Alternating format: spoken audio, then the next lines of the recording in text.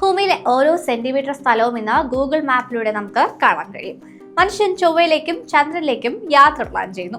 എന്നാൽ ഈ ഹൈടെക് യുഗത്തിലും ആധുനിക മനുഷ്യർക്ക് പ്രവേശനമില്ലാത്ത കാലം 60,000 വർഷങ്ങൾക്ക് പുറകിൽ നിലച്ചുപോയൊരു ദ്വീപ് ഉണ്ടെന്ന് പറഞ്ഞാൽ നിങ്ങൾ വിശ്വസിക്കും. ആൻഡമാൻ നിക്കോബാർ ദ്വീപ് സമൂഹങ്ങളിലെ നോർത്ത് സെന്റിനൽ ഐലൻഡ് ശിലായുഗത്തിലെ ജീവിത രീതികൾ മാറ്റമില്ലാതെ തുടർന്നാൽ ലോകത്തിലെ ഏറ്റവും നിഗൂഢരായ മനുഷ്യർ സെന്റിനലീസ് താമസിക്കുന്നത് ഇവിടെയാണ്.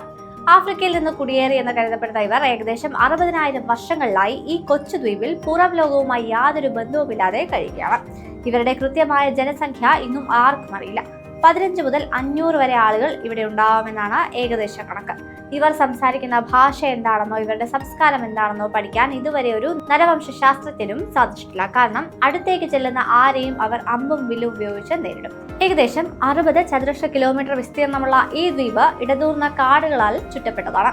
തീരപ്രദേശത്ത് വലിയ പവിഴപ്പുറ്റുകൾ ഉള്ളതിനാൽ വലിയ കപ്പലുകൾക്ക് ഇവിടേക്ക് അടുക്കാൻ പ്രയാസമാണ്. കൃഷി എന്താണെന്ന് അവർക്കറിയില്ല. വേട്ടയാടിയും കടലിൽ നിന്ന് മീൻ പിടിച്ചുമാണ് ഇവർ ജീവിക്കുന്നത്.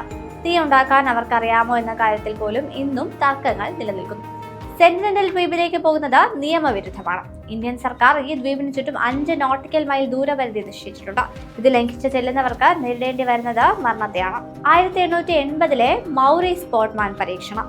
ബ്രിട്ടീഷ് ഓഫീസറായ പോർട്ട്മാൻ ഇവിടെ ചെന്ന് കുറച്ചുപേരെ പിടിച്ചുകൊണ്ടുപോയി പഠിക്കാൻ ശ്രമിച്ചു. എന്നാൽ അവർ പെട്ടെന്ന് രോഗബാധിതരായി മരിക്കാൻ തുടങ്ങിയതോടെ ഈ ഗോത്രം പുറം ലോകത്തെ രോഗങ്ങളെ പ്രതിരോധിക്കാൻ ശേഷിയില്ലാത്തവരാണെന്ന് ലോകം മനസ്സിലാക്കി. 2006 വർഷത്തിൽ അറിയാതെ ദ്വീപിനടുത്തെത്തിയ 2 മത്സ്യത്തൊഴിലാളികളെ സെന്റിനലീസ് അമ്പ് ചെയ്തു കൊന്നു. മൃതദേഹം എടുക്കാൻ പോയ ഹെലികോപ്റ്ററിന് നേരെ പോലും അവർ അമ്പ് തൊടുത്തു. John Allen ചൗ. 2018 ലോകത്തെ ഞെട്ടിച്ച സംഭവമായിരുന്നു അമേരിക്കൻ സഞ്ചാരിയായ ജോൺ അലൻ ചൗവിന്റെ മരണം.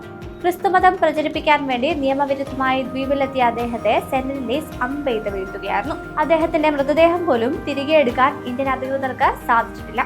സെന്റിനലീസുകാർ ശാരീരികമായി അതീവ കരുത്തരും ആരോഗ്യവാന്മാരുമാണ്. കറുത്ത നിറവും ചുരുണ്ട മുടിയും ഇടത്തരം ഉയരവുമുള്ള ഇവർ നെഗ്രീറ്റോ വിഭാഗത്തിൽപ്പെട്ടവരാണെന്നാണ് നരവംശ ശാസ്ത്രജ്ഞർ കരുതുന്നത്. വസ്ത്രങ്ങൾ ഉപയോഗിക്കാത്ത ഇവർ കാട്ടിലെ വള്ളികളും ഇലകളും കൊണ്ട് നിർമ്മിച്ച അരപ്പട്ടകളും ആഭരണങ്ങളുമാണ് ധരിക്കാറുള്ളത്. ആധുനിക മരുന്നുകളോ ചികിത്സകളോ ഇല്ലാതെ 10,000-കണക്കിന് വർഷങ്ങളായി കാടിനോടും കടലിനോടും പൊരുതി ജീവിക്കുന്ന ഇവർക്ക് അസാമാന്യമായ കാഴ്ചശക്തിയും കേൾവിശക്തിയുമുണ്ട്.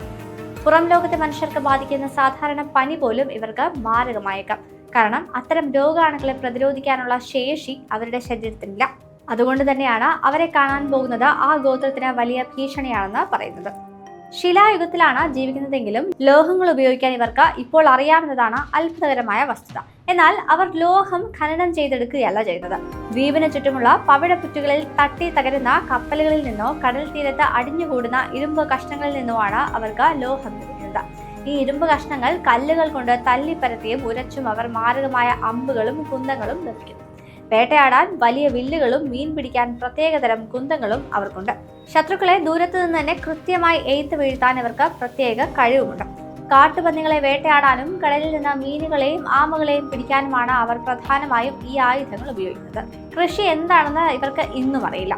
കാട്ടിൽ നിന്ന് ലഭിക്കുന്ന കിഴങ്ങുകൾ, പഴങ്ങൾ, തേൻ എന്നിവയും കടൽ വിഭവങ്ങളുമാണ് ഇവരുടെ പ്രധാന ആഹാരം. കടലിലെ ആഴം കുറഞ്ഞ ഭാഗങ്ങളിൽ വള്ളങ്ങളിൽ പോയി ഇവർ മീൻ പിടിക്കാറുണ്ട്. ആ വള്ളങ്ങൾ പോലും വളരെ ലളിതമായ രീതിയിൽ മരത്തടി തുരന്നുണ്ടാക്കിയവയാണ്. ഭക്ഷണം പാകം ചെയ്യാൻ ഇവർക്ക് തീ ഉപയോഗിക്കാൻ അറിയാമെന്നാണ് കരുതപ്പെടുന്നത്. എന്നാൽ തീ ഉണ്ടാക്കാൻ അവർ തടികൾ തമ്മിൽ ഉരസുകയല്ല ചെയ്യുന്നത്. മറിച്ച് മിന്നലേറ്റോ മറ്റോ പ്രകൃതിദത്തമായി ഉണ്ടാകുന്ന തീ അണയാതെ സൂക്ഷിച്ചു വെക്കുന്ന രീതിയാണ് ഇവർ പിന്തുടരുന്നത്.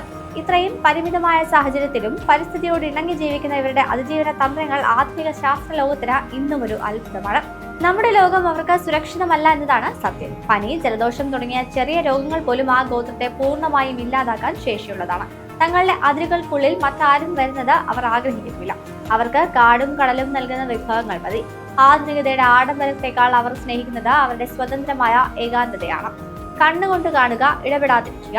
ഐസ് ഓൺ ഹാൻഡ്സ് ഓഫ് എന്നതാണ് ഇന്ത്യയുടെ നയം. അവരെ ശല്യം ചെയ്യാതെ ദൂരത്ത് നിന്ന് നിരീക്ഷിക്കുക മാത്രം ചെയ്യും. 2004-ലെ സുനാമി സമയത്ത് ഈ ഗോത്രം നശിച്ചു പോയിട്ടുണ്ടാകുമെന്ന് കരുതിയെങ്കിലും നിരീക്ഷണത്തിന് പോയ ഹെലികോപ്റ്ററിന് നേരെ അമ്പെയ്ത്തുകൊണ്ട് തങ്ങൾ സുരക്ഷിതരാണെന്ന് അവർ ലോകത്തെ അറിയിച്ചു. ആധുനിക മനുഷ്യന്റെ ആർത്തിയും മലിനീകരണവും കടന്നു ചെല്ലാത്ത ഭൂമിയിലെ അപൂർവ ഇടങ്ങളിലൊന്നാണ് നോർത്ത് സെന്റിനൽ. ആദിമ മനുഷ്യന്റെ ശുദ്ധമായ ജീവിതം ഇവിടെ ഇന്നും തുടരുന്നു.